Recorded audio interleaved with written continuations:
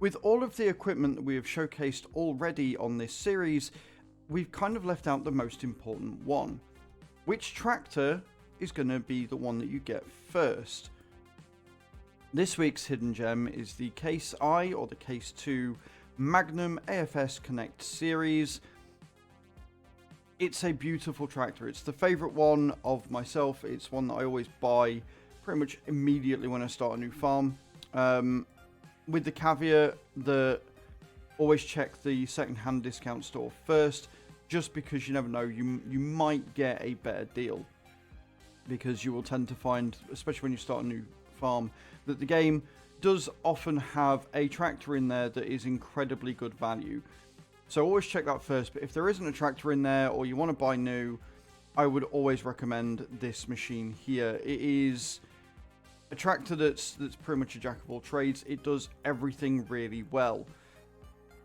It is going to have enough power to pull everything that I've showcased thus far. From a fully loaded trailer, to the cultivator, to the seeder, to everything. Which means you're not going to need to buy loads and loads of tractors to pull everything because you've got one that's not quite powerful enough. That being said, it is important to note that the more you use a tractor, the more maintenance is going to happen, and you are going to have to put a lot of sort of resources to keep the tractor running, because obviously the more the maintenance bar goes down, the more power it loses, and if it loses too much power, you're not going to be able to pull some of the gear that we've got going on already. So do bear that in mind. So you are going to want to be saving up and getting multiple tractors to pull all of the different equipment to reduce that maintenance stress, if you like. However, the main reason why I like this tractor is the amount of customization, which we'll get into in just a second. At base, though, you've got 374 horsepower or 275 kilowatts. You've got a variable CVT gearbox. You've got 647 litres of full fuel or 99 electronic def. You've got a top speed of 50 kilometers, which is actually 53 kilometers. You can push it over. It weighs 12.7 tons, and it comes as standard with the TM900 and the TM800 wheels. However, as I said before, you have a lot of customization with this. When starting out, I would suggest that you go for the biggest engine. However, the engine variables you have is it comes with the 340 CVX drive as base. You can up that to the 380, which takes it to 417 brake horsepower. You can put the 400 power drive in, which takes it to its maximum of 435 brake horsepower. I would highly recommend this because it gives you a lot of overhead for the maintenance, which means that you're going to be able to pull more. And it does add £30,000 to the base cost. It is important to note that at base it's £312,000. And by the time you've done all the extras, you're probably going to be paying a lot more than that, which is why it's important to do this as you start the game if you're starting out on normal, where you get all the money but no equipment. You've got different wheel brands, which don't actually change anything to the price at base. However, it does give you a few different style options. You can have wheel weights, which means that you can put some more things on the front to stop it from tipping over. You can have wider tires, which are really good for hilly areas. You can have wide tires and weights again, and you get weights on the front on this one as well. You can get rear twin wheels if you really want to. However, if you're on a map like Hewitt Belleron, I would very highly recommend against doing this because you will find that you get stuck a lot. You can have twin wheels on the front and the back if you really want a beast of a machine. You can have the narrow twin wheels, which is probably going to be better for something like Hewitt Belleron. And then you can have the twin wheels at the back and have them a bit wider. Again, kind of defeats the point of having narrow wheels. You can have crawler tracks, which I think is new. I don't remember you ever having crawler tracks on this before, but that could just be me. It could be a platinum expansion, that one. And then you can have the broad ones as well. You can have the 3 meters. Like I say, there's a lot of customization. Honestly, though, with wheel setup, you're not really going to need it. Like, the tractor doesn't really struggle. You can stick with standard and save yourself some money. If you are going to get anything, I would say get the wheel weights. 100%. If you're going to add anything on, get the wheel weights. That will definitely set you up for keeping your tractor a lot more sort of solidified to the ground, especially if you're going to be using that 3-point attachment on the front. You then have US or EU design. Obviously, that changes the fact that there is an indicator on the back, etc. I wouldn't get these because, again, it does add a little bit more width, which if you're on a map like Calmsden, which this is from, or Hewitt-Belleron, you're going to get stuck on things. It doesn't feel like it, but trust me, you will. So I would stick with EU just because it's a thinner design. It just makes it easier. And then on the bottom, you've got your attachments. So the front attachment, you can have a 3-point weight, you can have a 435 kilo weight on the front, 650 kilo weight on the front, a 980 kilo weight on the front, or your 3-point attacher again. So, I mean, honestly, I would stick with the 3-point attacher. If you've got the weighted wheels, you don't really need the weight on the front. You're going to be pretty much set from there on out. Like I say, it's 14 tons of machine. It's not going to be lots that's going to cause it to not be able to run. So it's going to cost you $343,700 if you go with this setup. Again, the wheel weight is very optional. Again, at 14 tons, it's not really going to be knocked over at any given time. And again, the engine, you just want to go with that because you might as well. If you start in the game, you might as well spend 343 grand and get the most powerful, best all-round tractor you can. However, what other tractors are there? There is the John Deere 8RX series.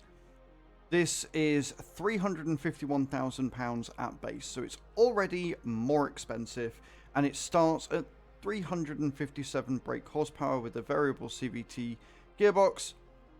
It has an 851 litre tank or 337 litre DL def, a 40 kilometer max speed, so it's also slower, and it weighs 18.8 tons. So it's a lot of tractor, but it is arguably less in every way. It is fully tracked, which can make it a bit awkward to like drive around as well. It's definitely not as maneuverable in my opinion. Engine setup. You also get a lot less customization. You can have the 8RX 310, which is at base 357. You can go up to the 340, which gives you 388 brake horsepower. You can go to the 370, which gives you 420 brake horsepower.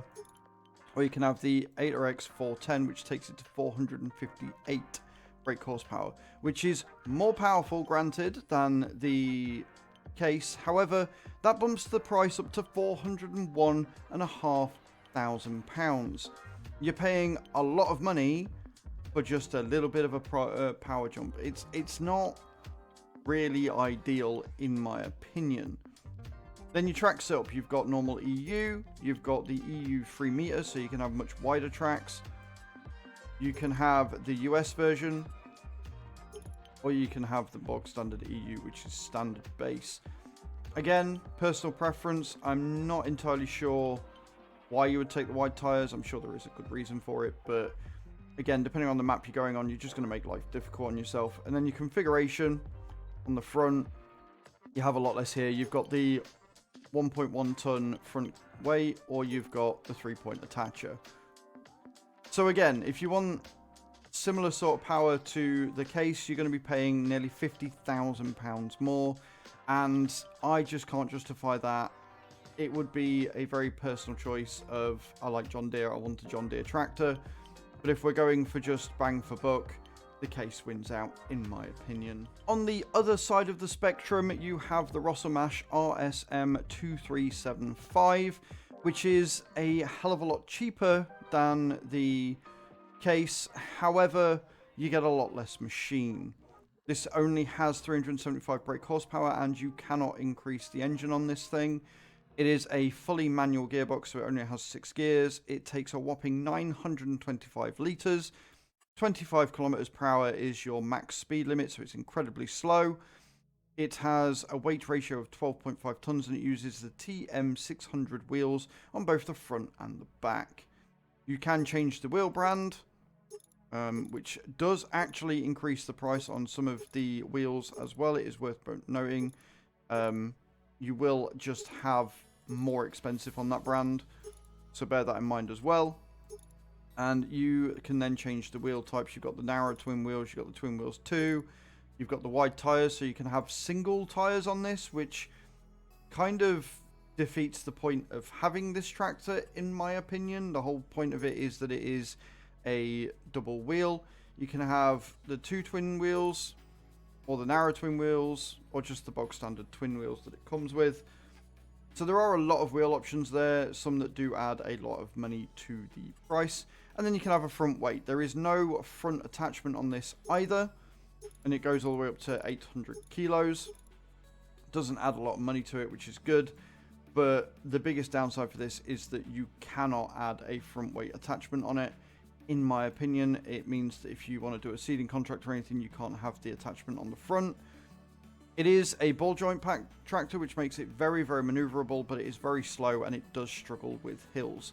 However, it is only £217,000, so it is a lot cheaper. 375 should be able to deal with a lot of the things I've showcased in the series so far. However, some of the things that I may showcase in the future, it's not going to be able to deal with. So, again, it's going to be personal choice here. Do you want to save the money and just get a bigger tractor later on, or do you want to get an all singing, all dancing tractor for a little bit extra cash straight from the get-go? I would personally go with the case. Alright, so we're in the game, and we're using the case to pick up some bales here. It's some baling I did on my YouTube stream the other day. We're on Calmsden, as opposed to Hewitt-Belleron, just because I have this truck on this map, and it means I can showcase it. Now, there are some very, very nice features of the case for in-game sort of realism and submersion and stuff. Namely, the cab view is incredibly good. It's a very nice interior. You can see all of the dash information and stuff. However, one of the biggest gripes I've got with this game is that the dash and the heads-up display things aren't incredibly live. You can see the rev counter moving on them, but all the other information is static and won't change regardless.